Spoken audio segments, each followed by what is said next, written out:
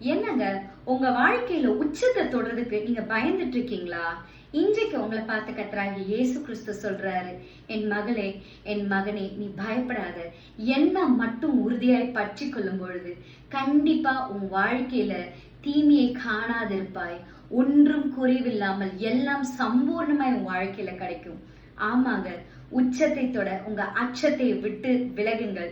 நீங்க கர்த்தராகிய இயேசு கிறிஸ்துவை இறுக பற்றி கொள்ளும் பொழுது, அவரை விசுவாசிக்கும் பொழுது, அவரை நம்பும் பொழுது உங்க வாழ்க்கையில நீங்கள் உச்சத்துக்கு போறத எந்த மனுஷராலையும், எந்த வியாதியாலையும், எந்த வல்லமையினாலையும் தடுக்க முடியாதுங்க. உங்க கடந்த காலம் உங்கள் எதிர்காலத்துக்கு நிகரானது அல்லங்க. இதுவரை நீங்கள் கண்ட எகிப்தியனை இனி உங்க வாழ்க்கையில நீங்க பார்க்க மாட்டீர்கள்.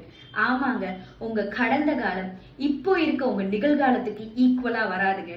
ஏன்னா நிகழ்காலத்துல தேவன் உங்களை உயர்த்த சித்தம் கொண்டவரா இருக்காரு. தேவன் உங்களை உயர்த்த உண்மை உள்ளவரா இருக்காரு. உங்க எதிர்காலம் அப்ப எப்படி இருக்கும் நீங்க யோசித்து பாருங்க.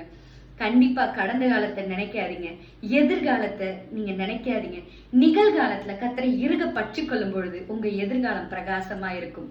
ஆமாங்க, கர்த்தரை உறுதியாய் பற்றி கொள்ள நீங்க விசுவாசிக்க உண்மை உள்ளவர்களா இருந்தீங்கன்னா அவர் உங்களுக்கு உண்மை உள்ளவரா இருப்பாரு.